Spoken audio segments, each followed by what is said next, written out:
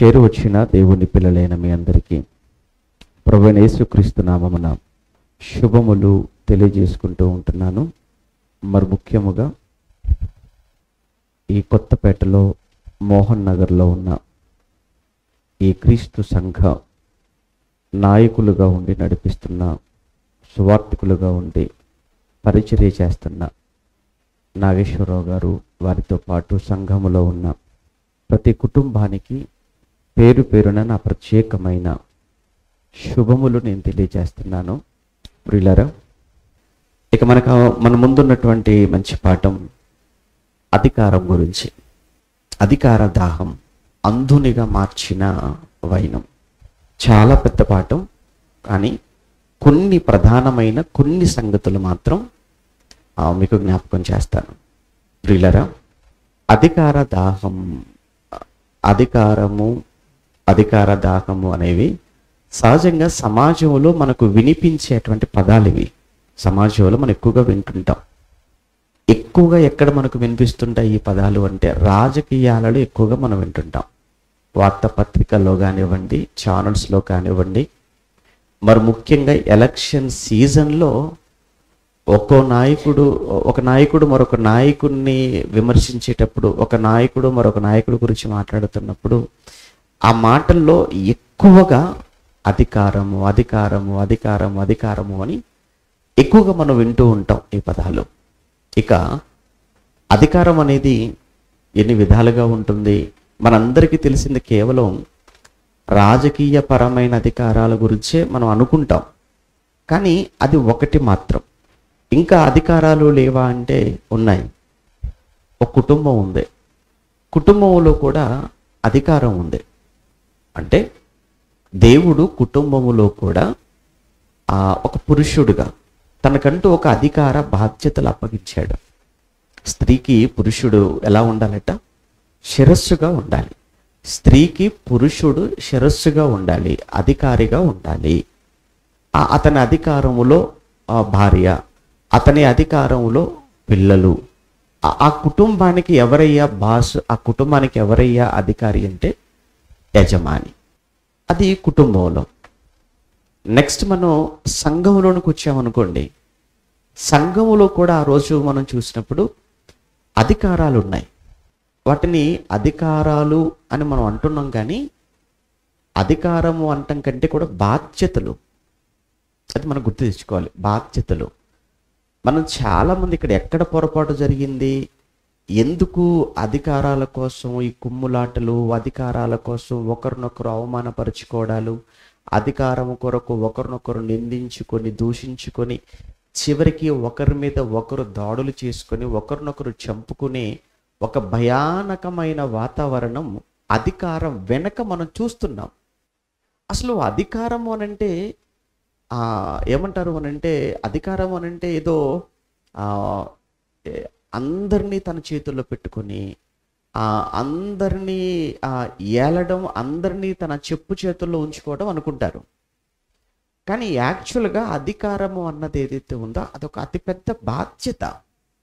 ప్రతి ఒక్కరూ దానిని ఒక బాధ్యతగా అనుకున్నప్పుడు ఎవరు ఎవరిని కూడా విమర్శించుకోరు, ఎవరు ఎవరిని నిందించరు, ఎవరు ఎవరి మీద దాడులు చెయ్యరు, ఎప్పుడు బాధ్యత అనుకున్నప్పుడు. కానీ ఈరోజు అధికారాలను బాధ్యతను అనుకునే వాళ్ళు ఎవ్వరూ లేరు. అధికారం అంటే ఇది ఒక పాపడతారు.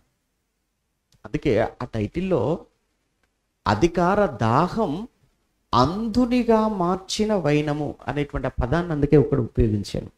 అంటే అంధునిగా మార్చటం అంటే గుడ్డివానిగా మార్చేసింది. అంటే అధికార దాహం వాడిని ఎప్పుడైతే గుడ్డివాడిగా మార్చేసిందో, కళ్ళ ముందున్నది తండ్రిని, కళ్ళ ముందున్నది తమ్ముడు అని, కళ్ళ ముందున్నది నా సహోదరుడు అని, కళ్ళ ముందు ఉన్న వ్యక్తి ఎవరో కాదు నా రక్త సంబంధికులు అన్న ఆలోచన కూడా వాడికి రాకుండా, కనబడకుండా పోయాయి. వాడి కళ్ళ ముందు కనబడుతున్నదల్లా ఒకటే, ఆ కుర్చీ. వాడికి కనిపించేదల్లా ఒకటే, ఆ సింహాసనం. ఆడు కళ్ళ ముందు కనబడుతున్న కుర్చీ కొరకు, ఆ సింహాసనం కొరకు మిగతా వాళ్ళు ఎవ్వరూ కూడా వాడికి కనబడకుండా గుడ్డితనం కలగజేసింది. ఈ యుగ సంబంధమైనటువంటి దేవత అంటాడు దేవుడు బైబిల్లో. ఒకసారి బైబిల్ చరిత్రను మనం చదువుతున్నప్పుడు మొట్టమొదట పరలోకం, అప్పటికి ఇంకా ఈ సృష్టి లేదు, అప్పటికి ఆదాము లేడు, అసలు మానవాళి ఇంకా లేదు, మానవ జాతి ఇంకా ఆవిర్భవించలేదు. అలాంటి పరిస్థితుల్లో కేవలం పరలోకము, దేవుడు, కోటాను కోట్ల మంది దేవదూతలు.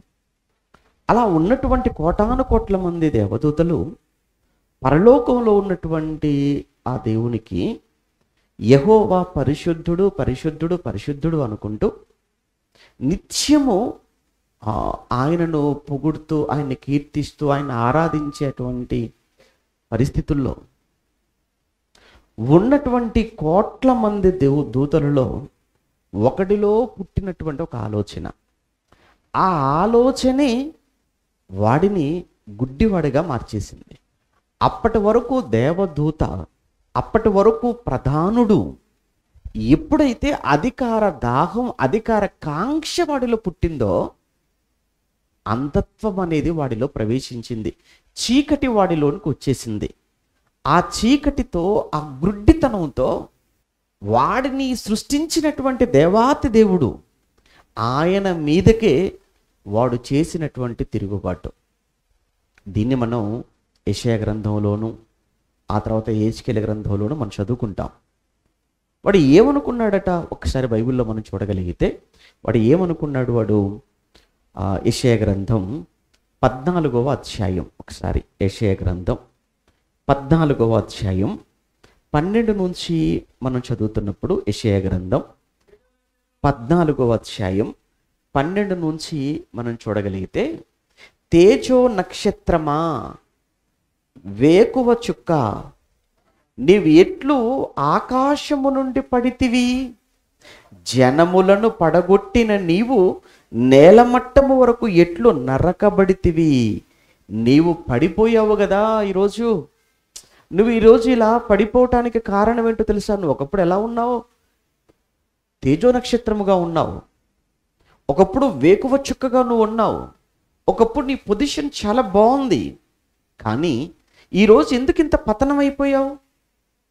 ఈరోజు నీ పతనానికి కారణం ఏంటి? ఈరోజు నువ్వు పడిపోవటానికి రీజన్ నీకు అర్థమైందా? నీకు నేను జ్ఞాపకం చేస్తున్నాను చూడు అని చెబుతున్నటువంటి మాట. జనములను ఒకప్పుడు పడగొట్టిన నీవు నేలమట్టము వరకు ఎట్లు నరకబడితివి. నేను ఆకాశమునకు ఎక్కిపోయేదను, దేవుని నక్షత్రములకు పైగా నా సింహాసనమును హెచ్చింతును, ఉత్తర దిక్కునున్న సభాపర్వతము మీద కూర్చుందును, మేఘమండలం మీదికి నేను ఎక్కిపోవుదును, మహోన్నతునితో నన్ను నేను సమానునిగా చేసుకొందును అని నీ మనస్సులో నీవు అనుకుంటివి కదా. ఎంతగా వాడు ఆలోచించాడటంటే, దేవునితో సమానునిగా నేను చేసుకోవాలి అంటే, దేవుడు కూర్చున్న సింహాసనం, ఆ సింహాసనానికి సమాంతరమైనటువంటి స్థాయి నాకు కావాలి. అవసరమైతే దేవుడు కూర్చున్న సింహాసనాన్ని ఖాళీ చేయించాలి. ఇది ఎంత దారుణం కదా. అసలు నువ్వెవరు? దేవుని చేత చెయ్యబడిన వాడవు. ఈరోజు నీకున్నటువంటి ఏమంటారు, ఈరోజు నీకున్న ఈ అవకాశం, లేదా ఈరోజు నీకున్నటువంటి స్థితి, ఈ స్థాయికి కారణం ఎవరు? దేవుడు. నిన్ను చేసినవాడు, నీకంటూ ఒక ప్రధాన స్థాయినిచ్చినవాడు, నీకంటూ ఒక స్థితిని కల్పించినవాడు, ఆయననే తొలగించి ఆ సింహాసనం మీద కన్నేసి దానినే నువ్వు ఆక్రమించుకోవాలని నువ్వు చూడటమే కాక, నీ చుట్టూ అనేక మంది యొక్క మనసులను కూడా నువ్వు చెరగొట్టే, మిగతా దేవదూతల మనసులను కూడా నీకంటూ ఒక సైన్యాన్ని ఏర్పాటు చేసుకొని ఇటు దేవుని మీదకి తిరుగుబాటు. ఈ తిరుగుబాటంతా దేని కొరకు అనంటే ఆ కుర్చీ కోసమే కదా. ఇదంతా దేని కొరకు? ఆ సింహాసనం అధికారం కొరకే కదా. ఏ అధికారం కొరకు నువ్వు ఆరాటపడ్డావో, ఏ అధికారం కావాలని కోరుకొని చివరికి నీలో ఆ అంధత్వం అనేది ప్రవేశించిందో చూడు, చివరికి నీకున్నటువంటి ఈ స్థితి కూడా నీకు లేకుండా నిన్ను నేల మట్టానికి పడేశాడు కదా దేవుడు. అంటే ఎప్పుడు ఒక విషయం మనకు అర్థం కావాలి ఈ సందర్భం చదువుతున్నప్పుడు, అధికారాన్ని మనం కోరుకోవటం కాదు, సింహాసనం మీద మనం కూర్చోవాలని కాదు, దేవుడు ఇవ్వాలి, దేవుడు కూర్చోబెట్టాలి. మరలా చెప్తున్నాను, ఎప్పుడు కూడా అధికారము కొరకు, అధికారము అనంటే ఇంకొక ఒక మాట ఏంటంటేనండి, గుర్తింపు. ప్రజలు నన్ను చూడాలి, ప్రజలు నన్ను గుర్తించాలి, ప్రజలు నన్ను గొప్పవాడుగా, నన్ను ప్రజలు పొగడాలి అనే ఈ పిచ్చి ఎవరికి ఉండదు, అందరికీ ఉంటుంది.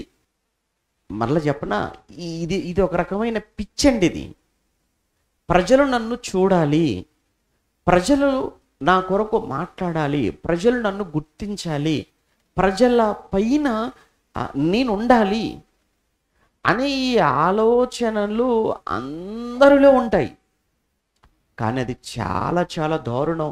అది మన పతనానికి నడిపిస్తుంది అనేది ఈరోజు మన పాట. అది మనల్ని పతనానికి తీసుకుని వెళ్ళిపోతుంది, అది మన నాశనానికి నడిపిస్తుంది అని చెప్పటమే ఈ మాటల్లో ఉద్దేశం. ఒకప్పుడు చాలా, అంటే తనకున్నటువంటి ఆ స్థాయిలో చాలా బాగున్నాడు. కానీ ఎప్పుడైతే తన స్థాయికి మించి ఆలోచించాడో, చివరికి దేవుని స్థానాన్నే కోరుకున్నాడో, అక్కడితో వాడి పతనం ప్రారంభమై నేల మట్టానికి వాడు పడిపోయాడు. అధికారాలు మనం కోరుకోవటం కాదు, దేవుడు మనకివ్వాలి. ఒకటి గుర్తుపెట్టుకుని, మనం కోరుకోవటం కాదు, దేవుడు మనకివ్వాలి. ఒకవేళ దేవుడే మనకిచ్చాడు, ఇంకోటి చెప్తాను, ఇలా కోరుకోవటం కూడా ఎంత ప్రమాదము అని అంటే, ఇలా అధికారాన్ని కోరుకున్నవాడు ఎప్పుడు ఎలా ఉంటాడు అని అంటే, వాడి వలన సమాజానికి, వాడి వలన కుటుంబానికి. ఇశ్రాయేలీలు మోషే అహరోను నాయకత్వంలో వారు ఐగుప్తు నుంచి కనానుకు బయలుదేరారు. దేవుడు మోషేను నాయకుడిగా ఎంపిక చేసుకున్నాడు. ఆ తర్వాత అహరోనును ప్రధాన యాజకుడిగా బాధ్యతలు దేవుడు అప్పగించాడు. నిజంగా చెప్పాలంటే మోషే యథార్థవంతుడండి. ఎందుకనంటే మోషే ఏమీ రికమెండ్ చేయలేదండి. దేవుణ్ణి మోషే ఏమైనా రికమెండ్ చేశాడా? ఆయన మా అన్న ఉన్నాడు, మా అన్న అహరోను, మరి నేనేమో నాయకుడిగా ఉన్నాను కదా, మరి మా అన్ననేమో ప్రధాన యాజకుడిగా పెట్టాలనుకుంటున్నాను, మీ అభిప్రాయం ఏంటి అని దేవుడిని మోషే ఏమైనా అడిగాడా? అడగలేదు. మోషే దేవుణ్ణి ఏ విధమైన రికమెండేషన్ దేవుడికి ఏమీ పెట్టలేదు. కానీ దేవుడే అహరోనును ప్రధాన యాజకుడిగా నియమించాడు. అహరోను మాత్రమే కాదు, అహరోను నుంచి వచ్చిన కుమారులు ఆ వంశం అంతటిని దేవుడు సపరేట్ చేశాడు, వాళ్ళు ప్రధాన యాజకులుగా ఉండాలి అని. కానీ ఇదంతా చూస్తున్నా, ఇదంతా గమనిస్తున్నా ఒక ముగ్గురికి నిద్ర పట్టట్లేదు, మింగుడు పడటం లేదు వారికి. వారే కోరహు అనేవాడు, దాతాను అనేవాడు, అబీరాము అనేవాడు.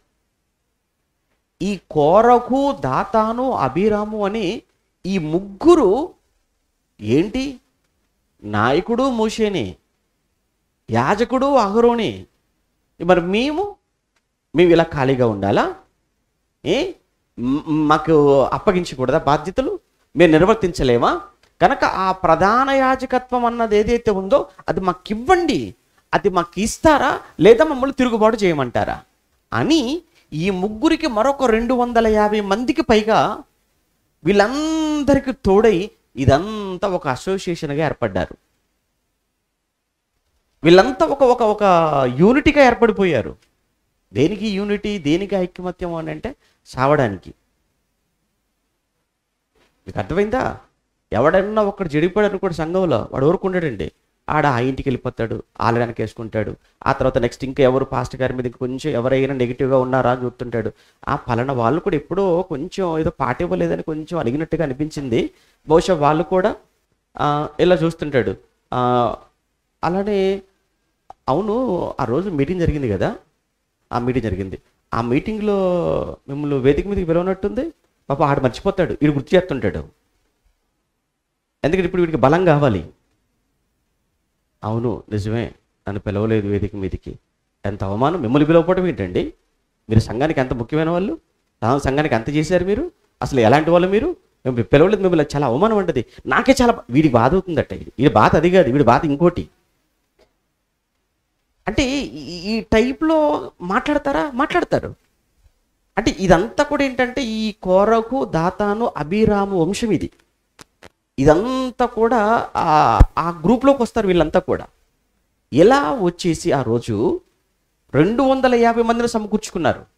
ఇలా ఈ 250 మందితో కలిసి మొత్తానికి మోషే మీదికి, అహరోను మీదికి తిరుగుబాటు. ఇంతకు ఇక్కడ ఈ తిరుగుబాటు దేనికి అని అంటే కేవలం ఏంటంటే యాజకత్వం, అధికారము కొరకు. వీళ్ళ అధికారము కొరకు, ఈ వెనక సపోర్ట్ కొరకు మరికొంతమందిని చెరచి వారి మనసులను పాడు చేసి చివరికి వచ్చేటప్పటికి ఈ 3 కుటుంబాలు, ఈ ముగ్గురితో పాటు మరి 250 మంది కూడా అక్కడికక్కడ దేవుని కోపానికి, దేవుని ఉగ్రతకు ఇశ్రాయేలు సమాజం అంతా చూస్తుండగా వాళ్ళంతా కూడా అగ్నితో కాల్చివేయబడ్డారు. ఈ ముగ్గురు దేవుడు భూమికి ఆజ్ఞ ఇవ్వగా సజీవంగా ఆ భూమి వారిని నోరు తెరిచి మింగేసింది. ఇదంతా సంఖ్యాకాండము 16వ అధ్యాయంలో ఉన్నటువంటి హిస్టరీ. ఇదంతా సంఖ్యాకాండం 16వ అధ్యాయంలో ఉన్న చరిత్ర. ఎందుకు ఈ నాశనం? ఏదో గుర్తింపు కోరుకునే కదా. ఎందుకు వీళ్ళంతా అర్ధాంతరంగా చనిపోయారు, చంపబడ్డారు దేవుడి చేత? కేవలం ఏదో అధికారాన్ని ఆశించే కదా. ఆ అధికారం అనే ఆలోచనే వారి మనసులోనికి రాకపోయి ఉంటే కొంతకాలం బ్రతికేవారు, వారి కుటుంబాలతో పాటు ఆనందంగా ఉండేవారు. అంటే ఎప్పుడైనా ఈ అధికారపు ఆలోచన, గుర్తింపు, పదవి, ఇవి ఎప్పుడైతే వ్యామోహం ఎప్పుడు మన మనసులోనికి వచ్చిందో అప్పుడు వెంటనే మనం గుర్తు చేసుకోవాల్సింది ఇదిగో దేవుడు వ్రాయించిన ఈ సందర్భాలు. నిజమేనండి, చాలా ప్రమాదం. ఎంత ప్రమాదమో ఇంకా బైబిల్ మనం చదువుతున్నప్పుడు ఇంకా చాలా సందర్భాలు, చాలా సంఘటనలు దేవుడు మనకు ఆ గ్రంథంలో రాయిస్తాడు. ఇది ప్రయాణ కాలంలో మనం చూసాం. ఈ ప్రయాణం పూర్తయిపోయి కనానుకు వచ్చారు. యెహోషువ నాయకత్వంలో భూభాగాన్ని అంతటిని ఎవరి గోత్రాలకు వారికి పనిచేశాడు. ఆ తర్వాత న్యాయాధిపతుల పాలన ఆరంభమైంది. ఈ న్యాయాధిపతుల పరిపాలన ప్రారంభమైన తర్వాత గిద్యోను అనేటువంటి ఒక మంచి న్యాయాధిపతిని మనం చదువుకుంటాం. మిద్యానీయులతో అతి కొద్ది మందితో వెళ్ళి ఫైట్ చేసి ఇశ్రాయేలుకు గొప్ప విజయాన్ని అందించిన వాడు గిద్యోను. ఇప్పుడు గిద్యోను సుమారుగా 40 ఏళ్ల పాటు ఏలాడు. 40 ఏళ్లలో ఇశ్రాయేలులందరూ కూడా చాలా నెమ్మదిగా ఉంటారు. ఈలోపు గిద్యోను కూడా చనిపోయాడు. ఇప్పుడు ఎప్పుడైతే గిద్యోను చనిపోయాడో గిద్యోను తర్వాత నెక్స్ట్ ఎవరు న్యాయాధిపతి? ఇప్పుడు గిద్యోను తర్వాత ఎవరు ఈ బాధ్యతలు స్వీకరించేది అన్న విషయంలో గిద్యోనుకు సుమారుగా 70 మంది కుమారులు ఉన్నారు. ఎందుకంటే ఆయనకు అనేక మంది భార్యలు ఆ రోజుల్లో. ఏమండి, ఇప్పుడు కాదు, అది అప్పుడు ఆ నిబంధన, ఆ పరిస్థితులు అదంతా వేరేది. దాన్ని ఇప్పుడు మనం ఏమంటే బేస్ చేసుకోవడానికి లేదు. ఓకేనా? ఇప్పుడు మాత్రం ఖచ్చితంగా ఏకపత్ని పురుషుడు, ఒకే భార్య, ఒకే భర్త. ఇది ఈ కాలం ఇది. కనుక ఆ రోజు గిద్యోనుకు అనేక మంది భార్యలు ఉండటం వల్ల ఆయనకు 70 మంది కుమారులు. ఈ 70 మంది కుమారులలో ఇప్పుడు నెక్స్ట్ ఎవరు న్యాయాధిపతి, ఎవరు ఇప్పుడు జడ్జి అవుతారు, ఎవరు రాజు అవుతాడు మన భాషలో ఇశ్రాయేలు మీద అన్న ఆలోచన ప్రారంభమైనప్పుడు అందులో ఒకడు తన ఉపపత్ని, షెకెము అనేటువంటి ప్రాంతం ఉంటుంది. ఆ షెకెములో తనకున్నటువంటి ఒక ఉపపత్ని, ఆ ఉపపత్నికి పుట్టినటువంటి వారిలో ఒకడు, వాడి పేరు అబీమెలెకు. వాడికి వెంటనే ఒక ఆలోచన వచ్చేసింది. ఇప్పుడు నెక్స్ట్ మా నాన్న చనిపోయాడు, ఇప్పుడు నెక్స్ట్ న్యాయాధిపతి కావాలి. ఎవరు? ఆ 70 మంది వద్దు, నేనే న్యాయాధిపతిగా ఉండాలి, నేనే న్యాయాధిపతిగా ఉండాలి.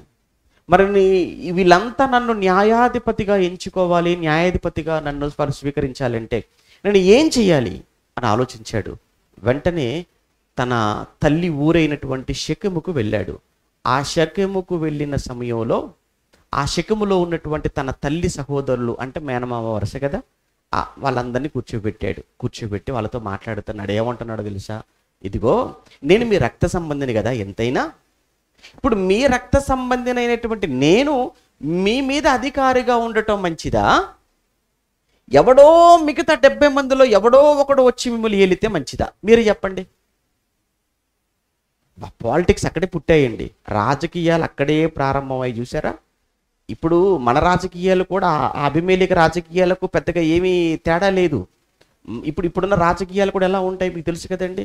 మనదంతా ఒకే కులం కనుక మన కులంలో ఏమండి, నేను మీ వాడినే కనుక, మీ కులపు వాడినే కనుక మీరు నాకు ఓటేశారనుకోండి, నేను మీ మీద ఏమండి పెద్దగా ఉంటాను. లేదు కులం లేదు, ఇక్కడ కులం వర్కౌట్ అవ్వటం లేదు. నెక్స్ట్ అంటే మతం, నా మతం మీ మతం, మన ఇద్దరు మతాలు ఒకటే కదా. ఇప్పుడు మన మతంలో ఉన్నవాడు మన మీద అధికారిగా ఉంటే మంచిదా, ఎక్కడో ఏదో మతంలో ఉన్నవాడు వచ్చి ఇక్కడ మన మీద అధికారిగా ఉంటే మంచిదా అనగానే లేదు లేదు, మనం ఒకటి, మన మతం ఎంతైనా, మన కులం మన కులం, మన ప్రాంతం మన ప్రాంతం, మన భాష భాష, ఇంతే. ఆడ చదువుకున్నాడా లేదా మాకెందుకు అవన్నీ, వాడికి బుర్ర ఉందా లేదా, ఆడ బుర్ర లేకపోయినా పర్వాలేదు, మా వాడైతే చాలు. వాడికి బుద్ధి ఉందా లేదా, వాడికి బుద్ధి ఉంటే లేకపోతే మాకేంటి చెప్పాడు, వాడు మాకు గడ్డి పెట్టినా పర్వాలేదు, తర్వాత వాడు మొత్తానికి అయితే వాడు మా కులం వాడై ఉండాలి, మా ఊరోడై ఉండాలి, మా ప్రాంతం వాడై ఉంటే చాలు, మా మతం వాడైతే ఇంకా మంచిది మాకు. ఇవే జరుగుతున్నాయి కదా దేశమంతా కూడా, రాజకీయాలు ఇవే.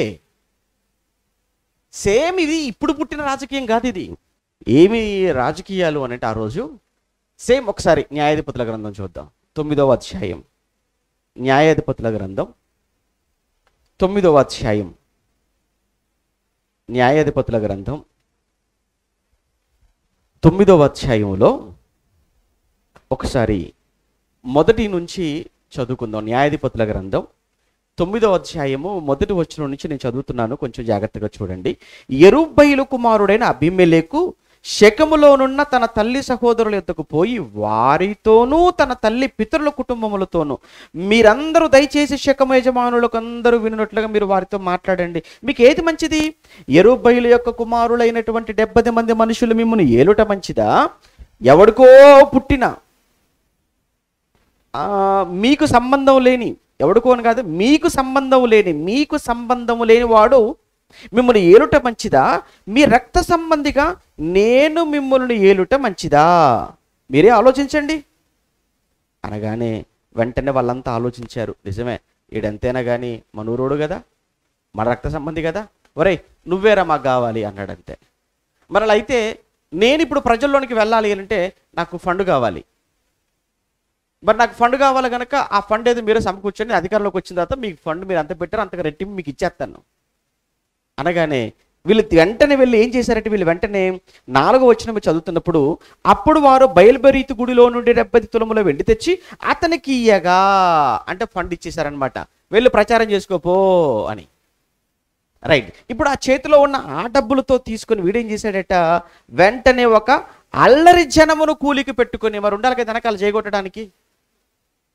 చేయగొట్టడానికి, జనాలు కావాలి కదా, వాళ్ళు ఊరికనే వస్తారా, ఆడికి ఒక మందు సీసా ఇవ్వాలి, ఒక బిర్యానీ పొట్లం ఇవ్వాలి, అప్పుడు కానీ వెనకాల రారు వాళ్ళు. లేదా రోజుకు ఒక 500 కూలి ఇవ్వాలి, ఇస్తే తప్ప వెనకాల అన్న అంతా ఇంత తోపని వెనకాల నుంచి ధూపం వేస్తూ ఉంటారు, పొగేస్తూ ఉంటారు. ఇది చూసి మన వాళ్ళంతా ఏంటి వీడికి ఎంత ఫాలోయింగ్ డబ్బులు ఇచ్చి తెచ్చుకున్నాడు వెనకాలంతా, అది మనకు తెలియదు కదా. లేదు ఇంతమంది ఉన్నారంటే పర్వాలేదు, మనం కూడా వీడికి ఓటు ఎత్త గెలుస్తాడు అనుకుంటాం మనం. జరిగేదంతా ఇదే, ఇప్పుడు జరుగుతున్నట్టుగా చూస్తున్నాం, ఒకప్పుడు జరిగిందే ఇప్పుడు జరుగుతుంది. పాలిటిక్స్ అన్ని ఇక్కడే కనబడుతుంటాయి మనకు. చూడండి చెత్త రాజకీయాలు ఇవన్నీ. వాడు వెంటనే అల్లరి జనాన్ని వాడు కూలికి పెట్టుకొని, వారు అతని వశము నుండి తర్వాత అతడు ఓఫ్రాలోనున్న తన తండ్రి ఇంటికి వెళ్ళిపోయి, తన తండ్రి ఇంటికి అంటే ఓఫ్రాలో ఉన్నటువంటి గిద్యోను ఇంటికి వెళ్ళిపోయి, అక్కడ యెరుబ్బయలు యొక్క కుమారులైనటువంటి తన సహోదరులైన ఆ 70 మంది మనుషులను అన్నాడు. ఈ అల్లరి జనం ఉన్నారే కూలికి పెట్టుకున్నవారు, వీళ్ళంతా ఎవరు? రౌడీలు. అల్లరి జనం అంటేనే మీకు అర్థం కాదు, అల్లరి జనం అంటేనే అంతా రౌడీలండి, అంతే, గుండాలు. ఇంకేమంటారు వీళ్ళను? ఏమండి ఈ రోజుల్లో చూడండి రాజకీయాలలో కిరాయికి తెచ్చుకుంటారు మనుషులను. ఏమన్నా అల్లరి చేసే, నువ్వు చంపురా, నేను చూసుకుంటా, తర్వాత నీకు బెయిల్ నేను ఇప్పిస్తాను కదా, అంతే. నువ్వు వేసేవాడిని వెనక నేను ఉన్నాను కదా. ఈరోజు జరుగుతుంది అదే కదా. నేను ఒక వీడియో చూశానండి, ఎంత బాధేసిందనంటే, బహుశా మీరు చూసే ఉండొచ్చు. ఉత్తరప్రదేశ్లో ఉత్తరప్రదేశ్లో అక్కడ యోగి గారు, ఆయన ముఖ్యమంత్రిగా పనిచేస్తున్నారు.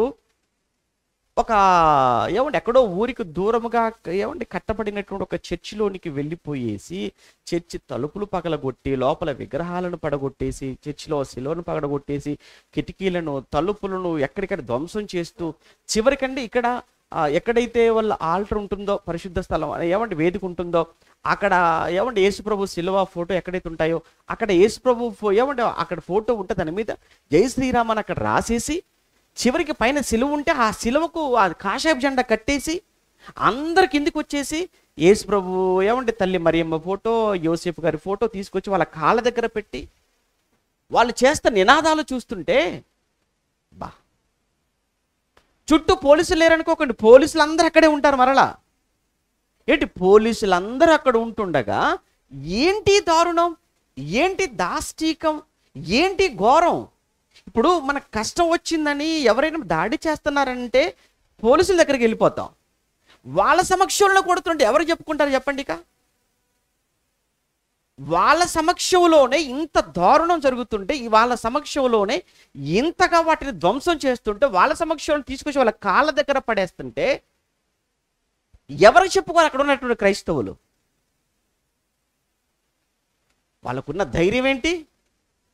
వాళ్ళకున్న ధైర్యం మా వెనకున్న నాయకులు, మా వెనకున్న అధికారులు. ఎందుకంటే వాళ్ళు భయపడట్లేదు, పోలీసులకే భయపడటం లేదండి వాళ్ళు. ఇక ఏ అధికారికి భయపడతారు? అంటే పోలీసులు ఎదురుగా ఉన్నారన్న భయం లేదు, వెనకాల ఒక అధికార వ్యవస్థ ఉందన్న భయం లేదు, చట్టం ఉందన్న భయం లేదు, శిక్షలు ఉన్నాయన్న భయం లేదు, ఏ భయము లేదు. ఎందుకంటే అందరూ మా వాళ్ళు. వీళ్ళ పనల్లా ఏంటంటే, ఇలా వారి యొక్క మతానికి, వారి ధర్మానికి వెలుపల ఉన్నవారు ఎవరైనా సరే మీరు వెళ్ళండి, ప్రొసీడ్. ఇదేనా నీతి? ఇదేనా న్యాయం?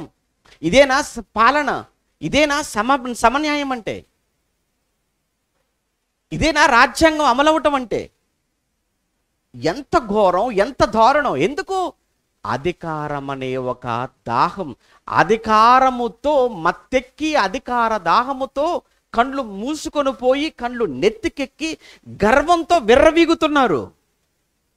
అలా అధికార దాహంతో కళ్ళు మూసుకొని పోయిన, కళ్ళు నెత్తికెక్కిన ఎందరో చక్రవర్తులు అనుకున్న వారిని సైతం దేవుడు ఎలా అడవి పాలు చేశాడో, ఎలా అడవిలో పిచ్చివాడుగా మారిపోయి, గోళ్ళు పెరిగిపోయి, జుట్టు పెరిగిపోయి, గడ్డం పెరిగిపోయి, పశువులు తినే గడ్డి దేవుడు తినిపించాడో, ఇదంతా చరిత్ర మనకు తెలిసింది. ఇదంతా ఒకానొక సమయంలో చదువుతున్నప్పుడు, ఇది చూస్తున్నప్పుడు ఈజిప్టును పరిపాలించిన ఫరోస్ మనకు గుర్తొస్తుంటారు. అందులో మోషే అహరోనులు వెళ్ళిన సమయంలో ఆ రోజు ఫరోగా ఉన్నటువంటి వ్యక్తి, యెహోవా దేవుని యొక్క ప్రజలైన ఇశ్రాయేలీయులను దేవుడు వీళ్ళందరినీ విడిపించమన్నాడు, కనానుకు నడిపించమన్నాడు, వీరందరినీ కూడా వదిలేసేయని చెప్పినప్పుడు వాడు గర్వంతో అన్న మాట ఏంటి తెలుసా? యెహోవా ఎవడు? నిర్గమకాండ 5వ అధ్యాయం 2-3 వచనాలు మీరు చదువుకుంటే, యెహోవా ఎవడు? ఎవడో యెహోవా. ఆయన పేరు చెప్పగానే, ఆయనను విడిపించమని చెప్పగానే వీళ్ళందరూ వదిలేయాలా? యెహోవా ఎవడు అని వాడు మాట్లాడుతున్నాడు. వాడు మాట్లాడే, ఏంట్రా నీకున్న గర్వం అంటే, నేను ఎవరినో తెలుసా? ఫరో. నేను ఎవరినో తెలుసా? 600 ఇనుప రథాలు కలిగిన వాడను నేను ఎవరినో తెలుసా? బలమైన సైన్యం కలిగిన వాడను.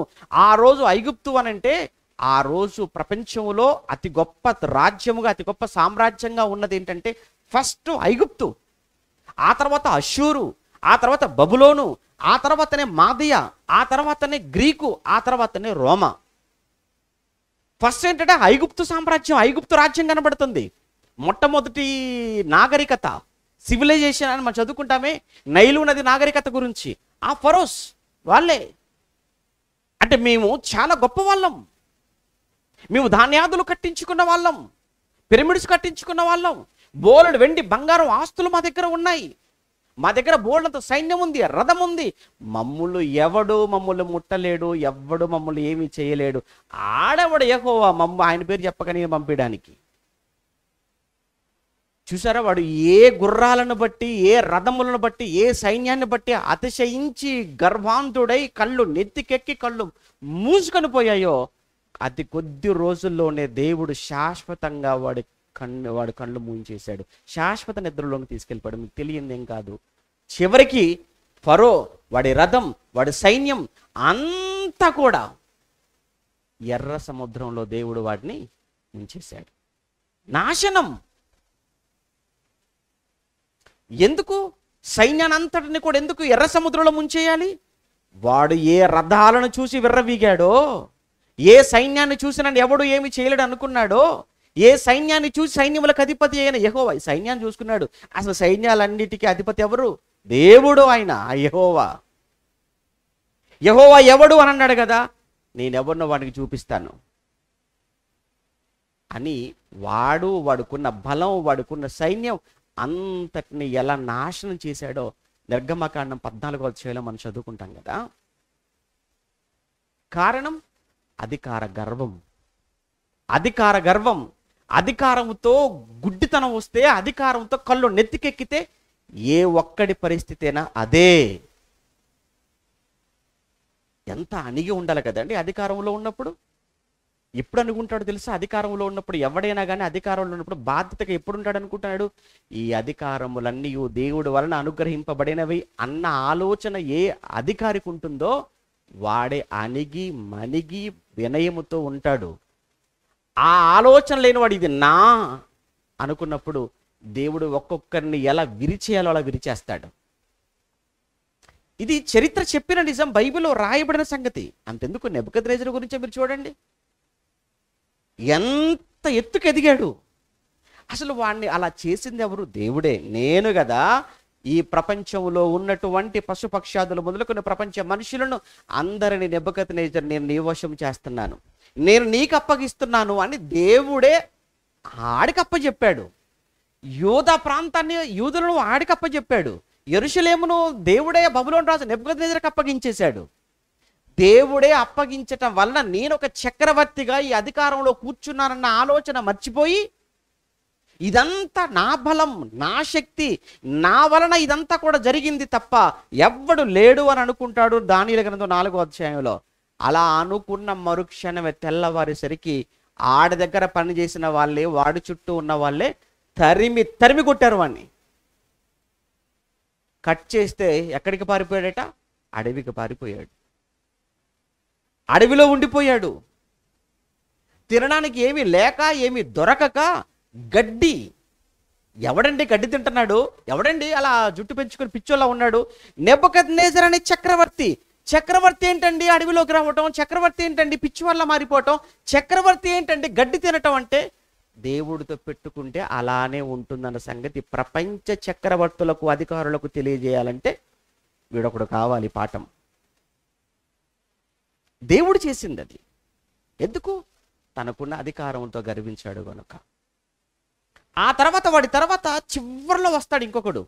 దానియేలు గ్రంథం 5వ అధ్యాయంలో ఉంటాడు వాడు. వాడి పేరు బెల్షాస్సర్. మీకు తెలుసు కదా బెల్షాస్సర్ గురించి, వింటారు కదా. ఆడు ఎప్పుడైతే అధికారంలోకి వచ్చాడో, వాడు అధికారంలోకి వచ్చిన తర్వాత వాడికి పోయే కాలం కాకపోతే 1000 మందిని పిలిచాడట పార్టీకి, విందుకు. ఆ 1000 మంది వచ్చిన వాళ్ళందరితో చక్కగా ఆ మద్యం తెప్పించి, ద్రాక్షారసం తెప్పించి ఆ పాత్రలో పోసి తాగుతున్న టైంలో సడన్గా గుర్తొచ్చేసిందట వాడికి. ఏంటంటే, చీచి చీచి చీ ఈ పాత్రలో తాగితే కిక్కే ఉంటుంది. ఒక్కసారి మా నాన్న నెబుకద్నెజరు యెరూషలేము మీద దాడి చేశాడు. యెరూషలేము మీద దాడి చేసినప్పుడు యెరూషలేము దేవాలయాన్ని పడగొట్టాడు. ఆ దేవాలయాన్ని పడగొట్టినప్పుడు ఆ దేవాలయంలో బంగారు పాత్రలు ఉన్నాయి కదా, ఆ ఉపకరణలు, బంగారు పాత్రలు ఏవైతున్నాయో అవన్నీ తీసుకొచ్చి ఆ గదిలో పెట్టాడు కదా. ఒక్క క్షణం ఆగండి, ఆ పాత్రలు తీసుకురండి అని ఆ పాత్రలు అప్పటికప్పుడు తెప్పించి, బంగారు పాత్రలు, ఆ పాత్రలో పోసి కూడా తాగితే ఇది పార్టీ అంటే తప్ప అది ఆఖరి పార్టీ అనే సంగతి వాడు తెలియదు. ఇక మళ్ళీ ఆ తర్వాత చేసుకోవడానికి ఉండడు ఇక వాడు. ఇప్పుడు తాగుతున్నాడు, పోని తాగుతున్నాడు అనుకోవచ్చు. కానీ ఆ మందు దేవాలయములో, యెరూషలేము పవిత్ర దేవాలయములో ఏమంటారు ఉపయోగించినటువంటి ఆ పరిశుద్ధమైన పాత్రలు ఏంటి, ఆ పాత్రలను అపవిత్రం చేయాలనుకున్నాడు. చూసారా? ఎందుకు? అధికార మదం, ఆ అధికార గర్వం, ఆ అధికార మదంతో, ఆ గర్వంతో కళ్ళు మూసుకొని పోయి చేసే పని అది. కళ్ళు మూసుకొని చేసే ఆ పని. అందుకే ఆ పాత్రలు తెప్పించాడు, ఆ పాత్రల్లో పోసాడు, ఆ పాత్రలో తాగుతున్నాడు. ఈలోపు దేవుడు దూతను పంపాడు. మనిషి కనిపించడం లేదు, ఒక అరచెయ్యి మాత్రమే కనబడుతుంది. వాడు తాగుతూ ఎంజాయ్ చేస్తుండగా ఆ గోడ మీద ఏదో రాస్తూ ఒక అరచెయ్యే కనబడుతుంది. మనిషి కనిపించట్లేదు. ఎలా ఉంటుంది చెప్పండి? ఇప్పుడు మీరు ఇంటికి వెళ్ళిపోయేసరికి తలుపు ఎలా తీయగానే తల మాత్రమే అలా ఫ్యాన్కి వేలాడుతూ కనబడింది అనుకో, మనిషి మొండం లేదు, ఏమండి మిగతా ఏ భాగం లేదు. తాళాలు అలా ఓపెన్ చేసి అలా చూడగానే ఆ ఫ్యాన్కి ఎదురుగా హాల్లో తల మాత్రమే కనబడుతుంది. ఒక్క క్షణమని ఉంటారా? పోనీ అరచెయ్యే కనబడింది మీకు కూడా, ఏముంటామండి ఆ ఇంట్లో? ఏం వెళ్తాం? అడుగు పెడతామా? ఎట్టి పరిస్థితుల్లో. మరి మనకి ఎలా ఉంటే ఆడికి ఎలా ఉండాలి? అరచేయి కనబట్టమేమో కానీ అరచేయి మాత్రం రాస్తున్నాడు. రాసేసాడు, అయిపోయింది. కంగారైపోతున్నాడు. అక్కడ రాయబడిన మాట ఏంటంటే మోకాళ్ళు కీళ్ళు వణుకుతున్నాయట, మొత్తం సడలిపోయాయని ఒక పదాన్ని అక్కడ ఉపయోగిస్తాడు. మొత్తం గజ వణికిపోతున్నాడట. అంతే. అందరిని పిలిపించాడు. ఏంటి ఆ రాత ఏంటి, ఆ భాష ఏంటి, దాని అర్థం ఏంటంటే ఎవ్వడు చెప్పలేకపోతున్నాడు. అప్పుడు వచ్చింది భార్య లేదా తల్లి వచ్చి చెప్తుంది, ఇదిగో అది చదవగలిగినవాడు, అది చెప్పగలిగినవాడు మన రాజ్యములో ఒకే ఒక్కడున్నాడు, ఆడే దానియేలు.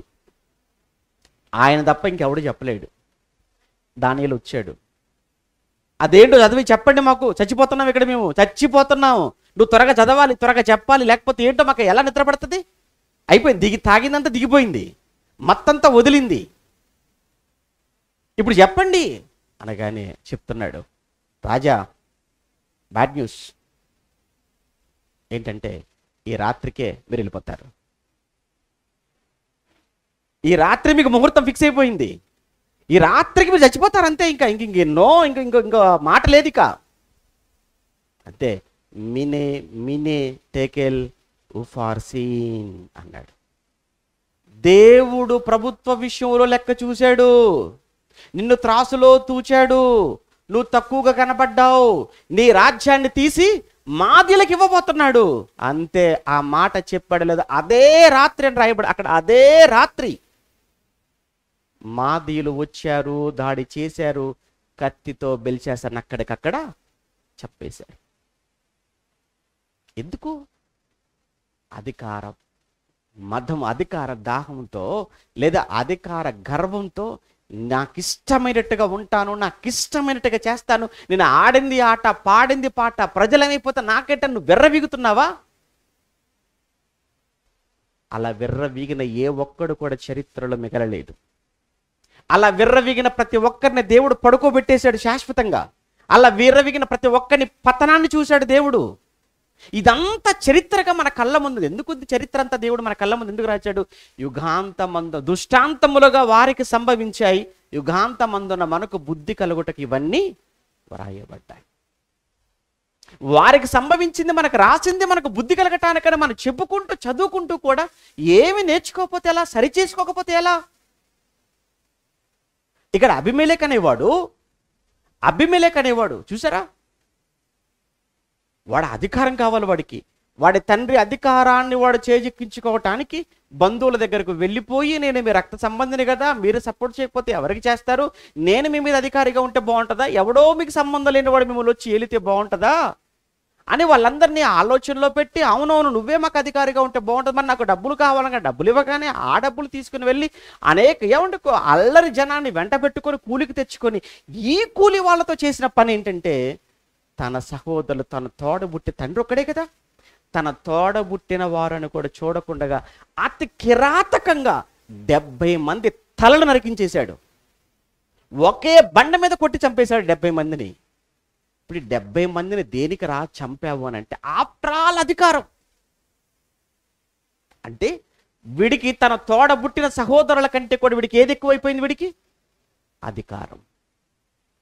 నేనే న్యాయాధిపతిగా ఉండాలి, నేనే ముందుగా ఉండాలి, నేనే ముందుగా ఉండాలి, నేనే అధికారిగా ఉండాలి, నేనే ఆ సింహాసనం మీద కూర్చోవాలి, నేనే గొప్పవాడిగా ఉండాలి. నీ గొప్పతనం కోసం, నీ అధికారం కోసం, నీ పదవి కోసం, నీ పేరు కోసం వెనకాల నీ సహోదరులు అని కూడా కనీసం ఆలోచించకుండా వాళ్ళందరినీ చంపి వాళ్ళ శవాల మీద సింహాసనం వేసుకొని కూర్చుంటావా?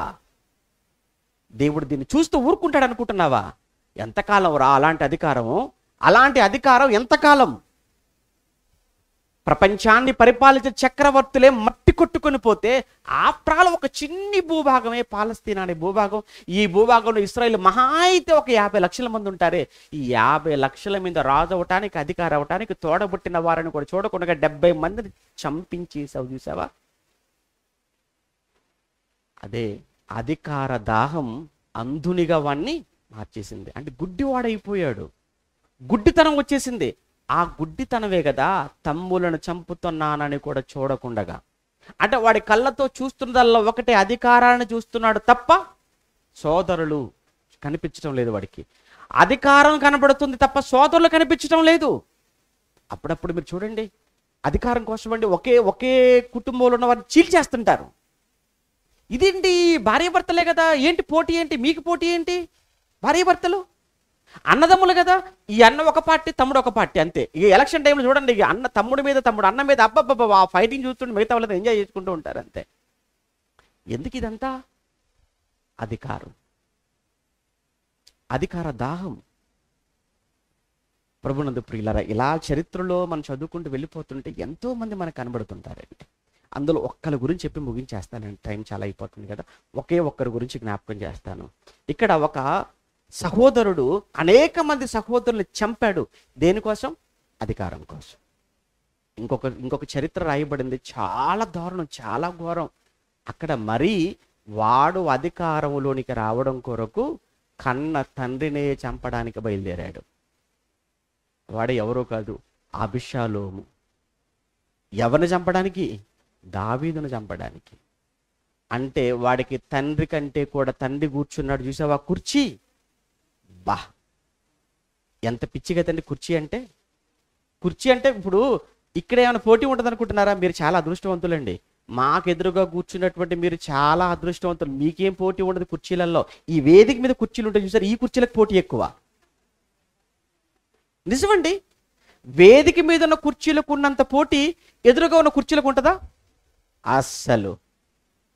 ఇక్కడ మీ కుర్చీలు ఎదుర్కొంటే హ్యాపీగా నిలబడ్డారు చూసారా సోదరు, నిలబడిపోయారు హ్యాపీ, వాళ్ళకి ఏ ప్రాబ్లం లేదండి.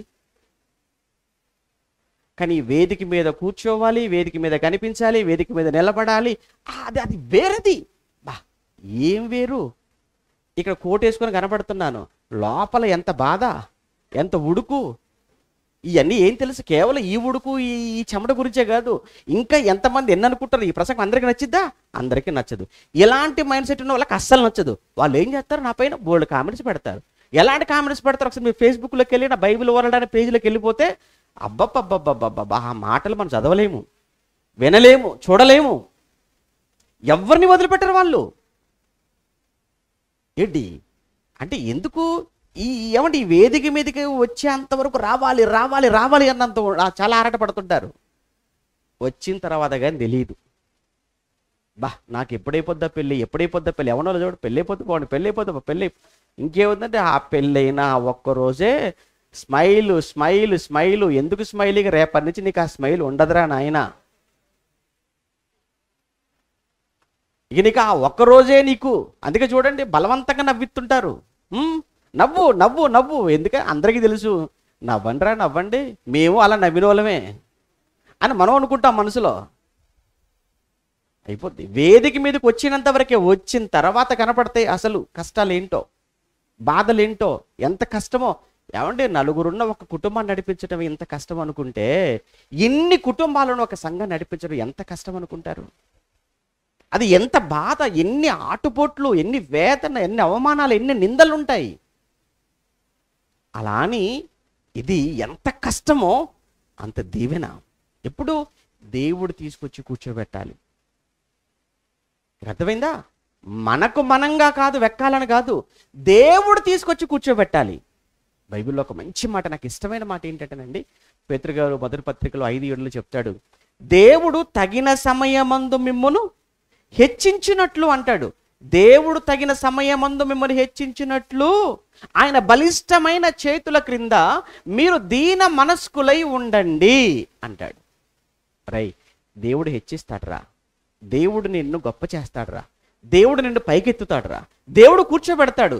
దేవుడు కూర్చోబెట్టినంత వరకు, దేవుడు హెచ్చించినంత వరకు కాస్త ఆయన చేతుల కింద మీరు దీన మనసుతో ఉండండి. ఆయన హెచ్చిస్తాడు. ఆయన హెచ్చించిన తర్వాత ఎవ్వడు నిన్ను పడగొట్టలేడు. ఎందుకంటే నేను కూర్చోబెట్టింది అక్కడ, నేను కూర్చోబెట్టింది, నేను లేపడమే అక్కడి నుంచి. నేను తెచ్చి కూర్చోబెట్టిన తర్వాత అందరూ ఒక్కటైనా నిన్ను కూర్చుని ఏమాత్రం ఇంచు కూడా కదల్చలేరు. నీకు నీవుగా వెళ్ళావనుకో, ఒక్కడ చాలు నువ్వు పడిపోవడానికి. ఎందుకు? అది దేవుడు ఇచ్చించింది కాదు, అది నీకు నువ్వుగా ఇచ్చించుకున్నది. దేవుడు కూర్చోబెట్టింది కాదు, నీకు నువ్వుగా కూర్చున్నది అది. అందుకే ఆవేశంతో, చాలా వీరావేశంతో తొందరపడిపోతుంటారు చాలామంది. అంతే, అలా మెరుపులు అలా కనపడి అతను మాయమైపోతారు, ఎప్పటికీ కనపడరు వాళ్ళు. ఆ తర్వాత సీన్ కట్ చేస్తే 2-3 సంవత్సరాల తర్వాత బార్ షాప్లో కనపడతాడు. అదేంటంటే సంఘంలో అప్పుడు చాలా హడావుడి చేశాడు. ఆ హడావుడి చేసి మీకు అర్థమైపోయి ఆరిపోయి దీపానికి వెలుగెక్కువ అన్నట్టు లోకలు కలిసిపోయే ముందు అలా చేస్తుంటారు హడావుడి. నిలబడేవాడు ఎప్పుడు నెమ్మదిగా ఉంటాడు, హడావుడి చేయడు. ఎందుకు హడావుడి ఎందుకు చేయటం? సంఘంలో నెమ్మదిగా ఉండు, ప్రశాంతంగా ఉండు, ఓపిక కలిగి ఉండు, సహనంతో ఉండు. ఆ ఓర్పు, ఆ సహనమే దేవుడు చూసేది, దేవుడికి నచ్చేది. అధికారం కోసం ఎప్పుడు ఆలోచించుకో. ఈ అధికారము అనేది నిన్ను చాలా గుడ్డివానిగా మారుస్తుంది, ఎంతటి దారుణానికైనా నిన్ను నడిపిస్తుంది. దానికి సాక్ష్యం దిగో అభిమేలేకు, దానికి సాక్ష్యం ఒక అబ్షలోము. ఒకసారి సమూయేలు, మీరు మొదటి గ్రంథంలో 15వ అధ్యాయము, 16వ అధ్యాయం, 17, 18 ఈ అధ్యాయాలన్నీ 16 నుంచి చదువుకుంటే సరిపోతుంది. సమూయేలు మొదటి గ్రంథంలో మీరు 16, మొదటి సమూయేలు కాదండి, సారీ, 2వ సమూయేలు గ్రంథం కదా. సమూయేలు 2వ గ్రంథంలో మీరు 15, 16, 17 అధ్యాయాలన్నీ కూడా మీరు చదువుతున్నప్పుడు ఒకసారి మీరు చూస్తారు. ఒక్క మాట చూద్దాంలేండి. సమూయేలు 2వ గ్రంథం అదే కదా, 15వ అధ్యాయం కానీ, 16 కానీ, 17 కానీ, 18 కానీ, 19 చూద్దామండి చివరిగా. 19 చూద్దామా? 18లో 18 కదా, రైట్. 18 మనం చదువుతున్నప్పుడు అక్కడ ఈ అభిషేలోము వీడి అంత వీడికున్నట్టు ఒక గర్వం ఏంటంటే చాలా ఎత్తుగా ఉంటాడట. దావీదేమో పుట్టోడు, ఈడేమో చాలా పొడుగు. ఎవరు? అభిషేలోము. ఇంకోటి ఇద్దరు బాగా జుట్టు, మరి జుట్టు ఉంది కాబట్టి ఏమంటే చాలా మందికి జుట్టు, ఆడికి బోల్డంత జుట్టు ఉంటుందండి. ఎవరికి? అభిషేలోముకు వెనకాల కురులు అన్నమాట ఒకటి. రెండోది మంచి అందగాడు కూడాట. ఇక చాలండి, ఇక ఎవడు పట్టుకోలేడు దాన్ని. పోనీ అందము, ఏమంటే జుట్టు ఉంది, మంచి అందం ఉంది, మంచి ఎత్తు ఉంది, మంచి పర్సనాలిటీ ఉంది. దీంతో చాలామంది ట్రాప్ చేస్తున్నాడు.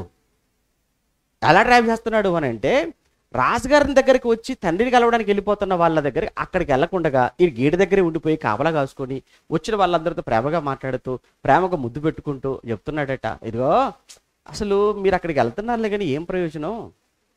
చూసారా, మీరు మా తండ్రి గారి దగ్గరికి వెళ్తున్నారు, మీ మీ మీ వ్యాజ్యం బాగుంది, కానీ మీ వ్యాజ్యానికి న్యాయం చెప్పగలిగిన వాడు మా డాడీ దగ్గర ఎవరు లేరు. అదే నేనైతేనా అని వాళ్ళను దగ్గర చేసుకోవటానికి, వాళ్ళని ట్రాప్ చేయటానికి, వాళ్ళందరూ తన వైపు తిప్పుకోవటానికి వాళ్ళకలా అనిపించిందో చెప్పమంటారా? అబ్బబ్బబ్బ, రాజుగారు కొడుకు ఏంటి అంతఃపురంలో ఉండవలసి గేడి దగ్గర ఉంటే వీడు ఎంత తగ్గింపు అని కూడా, గేడి దగ్గర ఉన్నది తగ్గింపుతో కాదు, హెచ్చింపుతో. అక్కడికి వెళ్ళాలనే ఉద్దేశంతో ఇక్కడికి వచ్చి కూర్చున్నాడు తప్ప అది నిజమైనటువంటి ఒరిజినల్ మార్పు కాదు. అది మనం అనుకుంటామంటే చూడగానే రాజుగారు కొడుకండి, కానీ ఎంత ఓర్పు, ఎంత తగ్గింపు లేకపోతే గేడి దగ్గర ఉంటాడంటే ఆ గేడి దగ్గర ఉంది నీలాంటి అమాయకులు పడేసుకోవడానికి, మిమ్మల్ని ట్రాప్ చేయడానికి సంగతి మీకు తెలియట్లేదు. అది ఒక పెద్ద వేషం, అది పెద్ద నటన. ఇలా చాలా మందిని పడేశాడు. చాలా మందిని తన వైపు తిప్పేసుకొని ఎలా అయిపోయిందని అంటే, రాజుగారికి అగైనెస్ట్గా చాలా మంది తన వైపు తిప్పుకొని తిరుగుబాటు చేయడం ప్రారంభించేశాడు. అంతే. ఇది తెలియగానే దావీదంతటి వాడు రాత్రికి రాత్రి తనకు ఏమంటే తన చుట్టూ ఉన్న వాళ్ళు, తన భార్యలతో ఏమంటే ఇంకా మిగతా తన చుట్టూ సహకరించే వాళ్ళతో అందరితో రాత్రికి రాత్రి కాళ్ళకు చెప్పులు లేకుండా తను ఏమన్నా గుడ్డను ఎత్తినేసుకొని అరణ్య బాట పట్టేశాడు. పోనీ అడవిలోకి వెళ్ళాడు కదా అని వదిలేశాడంటే లేదు లేదు లేదు లేదు, ఒక పనికి మాలిన వాళ్ళు చుట్టూ ఉన్నారు సలహాలు ఇచ్చేవాళ్ళు. ఆయన బ్రతుకుండగా నువ్వు చాలా కష్టం రా, నువ్వు పరిపూర్ణమైన రాజుగా నువ్వు ఉండలేవు, ఆడ మీ తండ్రి చచ్చిపోతేనే చంపేస్తా తప్ప నీకు మనశ్శాంతి ఉండదు అనగానే చంపేద్దాం పదా అంతే. 7 సైన్యంతో బయలుదేరాడు అడవిలోకి. దేనికి రా నువ్వు వెళుతున్నావు అని అంటే, యుద్ధానికి. ఎవరితో రా యుద్ధానికి అని అంటే, తండ్రితో. ఎందుకు రానంటే, నాకు అధికారం కావాలి. అంటే తండ్రి చేతిలో ఉన్న అధికారాన్ని చేజిక్కించుకోవటానికి ఆఖరికి ఆ తండ్రితో యుద్ధం చేసి అవసరమైతే ఆ తండ్రిని చంపి సింహాసనం మీద కూర్చోవాలనుకున్నాడు. వెళ్ళాడు. కానీ 18వ అధ్యాయంలో చూస్తే తండ్రిని చంపటానికి వెళ్ళాడు, వీడే చచ్చాడు, చంపబడ్డాడు. ఎంత దారుణం! ఆఖరి కనీసం దావీదు కొడుకుగానైనా మిగిలిపోలేదు. చివరికి చరిత్రలో మనం చదువు, దావీదును చంపడానికి వెళ్ళి చచ్చాడు. ఎందుకు చంపడానికి వెళ్ళాడు అంటే కేవలం అధికార దాహముతో మాత్రమే. అంటే అధికారం అనేది ఎంతటిది అని అంటే, తండ్రిని చంపడానికైనా, సహోదరులను చంపడానికైనా, చుట్టూ ఉన్న సమాజాన్ని చంపడానికైనా నిన్ను ఏ మాత్రం వెనకడుగు వేయనివ్వదు. ఇది అధికారములో కనిపించని ఒక భయంకరమైనటువంటి రాక్షసత్వం. అందుకే దయచేసి ఎప్పుడు కూడా అధికారంలోనికి వెళ్ళాలి, అందలం ఎక్కాలి, పైన కూర్చోవాలి, ఓ గొప్పవారు అనిపించుకోవాలి, దయచేసి ఈ ఆలోచనలు ఎప్పటికీ మీ మనసులోనికి రానివ్వకుండా మీరు ఉండండి. ఒకవేళ దేవుడిస్తాడా అది వేరు. దేవుడిచ్చే దానికోసం ఇన్ని రాజకీయాలు చేయాలా? ఇన్ని రాజకీయాలు అవసరంలో దేవుడిచ్చే దానికోసం నీ పన్ను చేసుకుంటూ వెళ్ళిపో. దేవుడికి నచ్చితే నువ్వు ఎక్కడ తీసుకొచ్చి కూర్చోబెడతాడు. ఇప్పుడు దావీదు ఎక్కడ? సౌలు కొడుక అండి? దావీదు ఏమైనా సౌలు కొడుక చెప్పండి. సౌలు రాజుగా ఉన్నాడు. దావీదు సౌలుకి ఏమైనా సంబంధం ఉందా? అసలు ఈయన గోత్రం వేరు, బెన్యామీను గోత్రం, ఈయన యూదా గోత్రం. సౌలు రాజుగా ఉన్న సమయానికి దావీదు ఏం చేస్తున్నాడు? గొర్రెలు కాచుకుంటున్నాడు. సౌలు రాజుగా ఉన్న సమయానికి దావీదు గొర్రెలు కాచుకుంటూ ఉంటుంటే, ఇప్పుడు సౌలును తొలగించిన తర్వాత నెక్స్ట్ రాజును చేయాలి, ఎవరిని చేద్దామని అనుకున్నప్పుడు వెంటనే దేవుడు మనసు ఎవరి మీదకి వెళ్ళింది? దావీదు మీదకి వెళ్ళింది. ఎక్కడో గొర్రెలు కాచుకుంటున్న అరణ్యంలో ఉన్న బండ మీద కూర్చున్న దావీదును తీసుకుని వచ్చి సౌలు తర్వాత సింహాసనం మీద కూర్చోబెట్టాడు. ఎవడైనా కదిలించగలిగాడా దావీదును? ఎవ్వడూ కదిలించలేకపోయాడు. ఎంతమంది ఎన్ని కుట్రలు చేశారు, సొంత కొడుకే కుట్ర చేశాడు. కానీ దావీదు ఒంటి మీద ఈగబాల కుట్రగా చూశాడు. కారణం దేవుడిచ్చిన అధికారము గనక, అది దేవుడు తీసుకొచ్చి కూర్చోబెట్టాడు గనక. అధికార దాహం మనకొద్దు. మనం కావాలనుకున్నది ఏది మనకు రాదు. దేవుడు పట్ల, దేవుడు మనల్ని ఎలా బతకమన్నాడో, ఏం చేయమన్నాడో, ఎలా ఉండమన్నాడో అలా మీరు ఉండండి. అలా మనం బతుకుతుంటే దేవుడు తీసుకొస్తాడు, దేవుడు ఇస్తాడు. అది అంతే తప్ప మనకు మనంగా తెచ్చుకునేది, మనకు మనంగా సంపాదించుకోవాలనుకున్నప్పుడు అబద్ధాలు చెప్పాలి, నిందలు వేయాలి, మోసం చేయాలి, గొడవలు పెట్టాలి, కలహాలు పెట్టాలి, అవసరమైతే దాడులు చేసుకోవాలి, అవసరమైతే చంపుకోవాలి. ఎందుకు? మనకున్న అధికార దాహంతో. కానీ దేవుడు ఏమీ లేదు. దావీదుని తీసుకొచ్చాడు. సమూయేలు వెళ్ళు దావీదు దగ్గరికి వెళ్ళి అభిషేకించు అన్నాడు. అంతే, దావీదుని అభిషేకించాడు. తర్వాత సౌలు చనిపోయేంత వరకు దావీదు వెయిట్ చేశాడు. సౌలును చంపే అవకాశం వచ్చింది ఆయనకు. ఆయన నేను చంపను ఆయన్ను. ఎంత నీతి అండి దావీదుకి, ఎంత నీతిమంతుడు కదా ఆయన నిజంగా. సౌలును చంపే అవకాశం వచ్చినప్పటికీ కూడా సౌలును చంపకుండా సౌలు చనిపోయేంత వరకు వెయిట్ చేశాడు. ఆ తర్వాత అతను సింహాసనం మీద కూర్చున్నాడు. దేవుడు చేసేవాళ్ళ ఉంటుంది. చివరిగా రోమపత్రిక లాస్ట్ మాట, రోమపత్రిక 13వ అధ్యాయం. ఇలా మాట్లాడితే చాలా ఉన్నాయండి. రోమపత్రిక 13వ అధ్యాయం మొదటి వచనంలో, రోమపత్రిక 13వ అధ్యాయం మొదటి వచనంలో అధికారాల గురించి మాట్లాడుతూ ఏమన్నాడు చూడండి ఒకసారి. రోమపత్రిక 13వ అధ్యాయం మొదటి వచనంలో, ప్రతి వాడును పై అధికారులకు లోబడి ఉండవలెను, ఏలయనగా దేవుని వలన కలిగినవి తప్ప మరి ఏ అధికారమును లేదు. ఉన్న అధికారములు దేవుని వలననే నియమింపబడినవి. ప్రతి అధికారము దేవుని వలన. దేవుడే ఇస్తాడు అధికారం. దేవుడు ఇచ్చేంత వరకు వెయిట్ చేయండి. అధికారంలోకి వచ్చావంటే నువ్వేమనుకోవాలి తెలుసా? ఈ అధికారం నాకు ఎవరు ఇచ్చారనుకోవాలి? దేవుడు ఇచ్చాడు. అప్పుడు నిజంగా ప్రతి ఒక్క ప్రధానమంత్రి దేవుడు ఇచ్చింది అనుకుంటే అందరినీ సమానంగా చూస్తాడు. ఒక ముఖ్యమంత్రి అధికారం దేవుడు నాకు ఇచ్చింది అనుకుంటే ఏమంటే పక్షపాతం చూపిస్తాడా? చూపించాడు. అలా ఒక ఎమ్మెల్యే ఇది దేవుడు నాకు ఇచ్చిన అధికారం అనుకుంటే ఎంత బాగా చూసుకుంటాడు తన నియోజకవర్గంలో ఉన్నవారిని. అలానే సంఘములోనైనా, కుటుంబంలోనైనా, సమాజంలోనైనా ప్రతి ఒక్కరు కూడా ఈ అధికారములు దేవుడు వలన మాకు అనుగ్రహించబడినవి అని అనుకున్నప్పుడు అందరూ సమ పాలన, పక్షపాతం లేని పరిపాలన వాళ్ళు అందించగలుగుతారు. అలాంటి మనస్సు వారికి రావాలి. లేదు ఇది నా కష్టం, ఇది నేను తెచ్చుకుంది, నా గొప్పతనం అని నీకున్న అధికారాన్ని దుర్వినియోగం చేసుకుని గర్వించితే గర్వించిన వాళ్ళందరినీ దేవుడు ఎలా నేలమట్టం చేశాడో, ఎలా పడగొట్టాడో, ఎలా సమాధి చేశాడో ఆ చరిత్ర కూడా దేవుడు బైబిల్లో పెట్టాడు.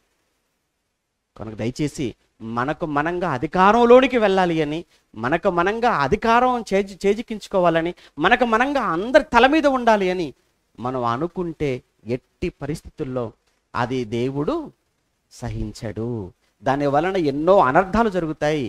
ఎన్ని జరుగుతాయంటానికి ఒక అబీమెలెకు చరిత్ర, ఒక అబీషాలోము చరిత్రే మన కళ్ళ ముందు కనబడుతుంది. కనుక దేవుడు మనల్ని తీసుకెళ్ళి, ముఖ్యంగా ఈ సమాజం గురించి మనకు అవసరం లేదు కానీ సంఘం గురించి మాత్రం మాట్లాడుకుందాం. ఎట్టి పరిస్థితుల్లో సంఘంలో ఆధిపత్యం మనకొద్దు. నేనంటే నేను అనేటువంటి అసలు మనకు వద్దండి. ఇంకొక మాటలు చెప్పాలంటే సంఘంలో సమాధానం ఏర్పడాలి అని అంటే ఒకనికంటే ఒకడు యోగ్యునిగా ఎంచుకోండి.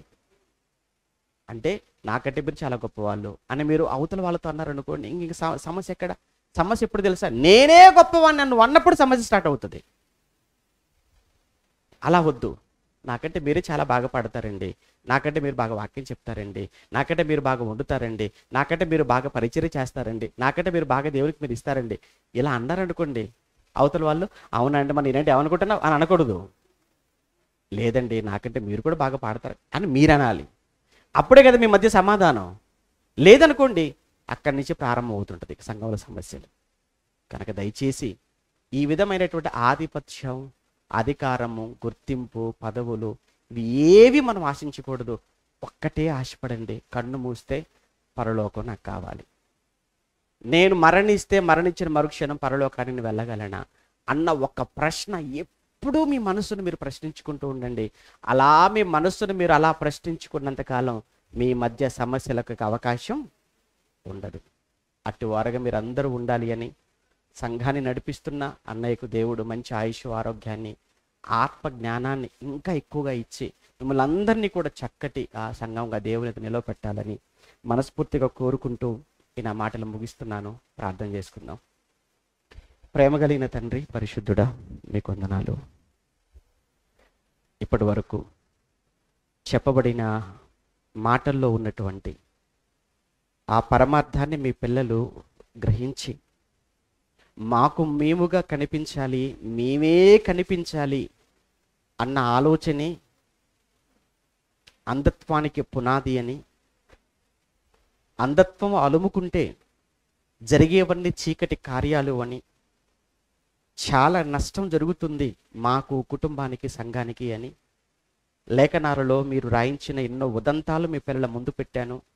ఆలోచించి వాటిని అర్థం చేసుకుని తండ్రి, మీ కొరకు మీ పిల్లలు నిలబడేటట్లుగా, ఫలించేటట్లుగా సహాయం చేయండి. చిన్ని సంఘమైన మీ పిల్లలు చేసినటువంటి కార్యాన్ని మీరు జ్ఞాపకం చేసుకొని దీన్ని దీవించి ఆశీర్వదించి భవిష్యత్తులో ఇంకా ఉన్నతంగా నాయన నిలవ పెడతారని ఎదురు చూస్తూ మరొక్కసారి మీ కుమారుడి కుటుంబం, పరిచర్య, తనకు సహకరించే ఆ ప్రతి ఒక్కరిని మీ చేతుల్లో పెడుతూ మరి వెళుతున్న మా ప్రయాణంలో తోడుగా ఉండండి తండ్రి. మీ చిత్తమైతే మరొకసారి మరలా మేమంతా కూడా మీ వాక్యాన్ని బట్టి కలుసుకునే వరకు మమ్మల్ని అందరినీ మీ కృపలో భద్రపరచుమని క్రీస్తునామని ప్రార్థన మీకు సమర్పిస్తున్నాము తండ్రి. ఆమేన్.